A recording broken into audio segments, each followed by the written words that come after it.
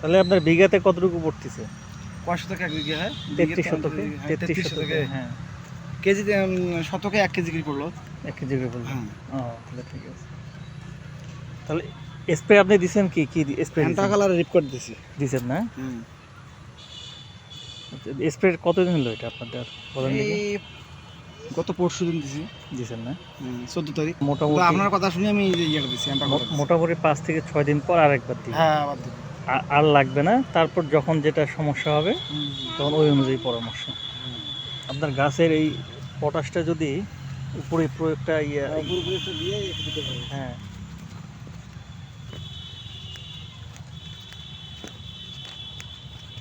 আরে আমি বললাম দিয়েন না, ইয়া হইবে, সমস্যা হইবে। তা জোর করে দিছি, দিয়েই সমস্যা হবে।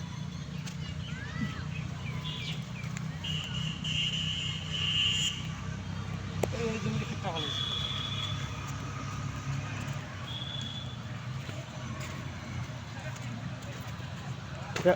আপনার পটাশ কখনো উপরে প্রয়োগ করবেন না, না বলতে কারণ পটাশ যখন উপরে প্রয়োগ করবেন তাহলে তাহলে হচ্ছে আপনার পাতা পড়ে যায়। এটা কিন্তু দানা পটাশটা হলে এই সমস্যাটা হইতো না।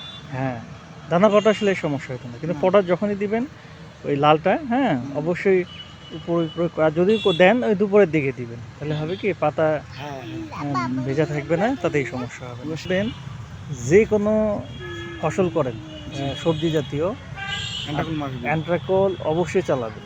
অ্যান্ট্রাকোলের মতো ওষুধ নাই। আপনি দেখা গেল পাইলেন না, সেইটা আলাদা, তখন কি করবেন জানেন? অটোস্টিন বা নুইন।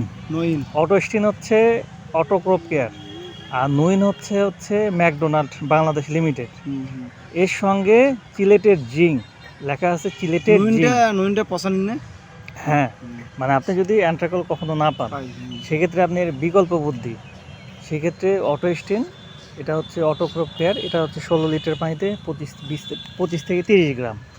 আর নুইন এটা হচ্ছে ম্যাকডোনাল্ড বাংলাদেশ কোম্পানি, এটাও আপনি দিবেন হচ্ছে 25 থেকে 30 গ্রাম, এবং এর সঙ্গে যোগ করবেন চিলেটেড জিঙ্ক, তার মধ্যে ইনথেফার টোপাস দিতে পারেন, এটা হচ্ছে 10 গ্রাম পাতা জিঙ্ক, বা যে কোনো ভালো কোম্পানির জিঙ্ক হচ্ছে 17 গ্রামের পাতা হয়, এর বেশি হয় না, এই এতটুকু পাতা 17 গ্রাম।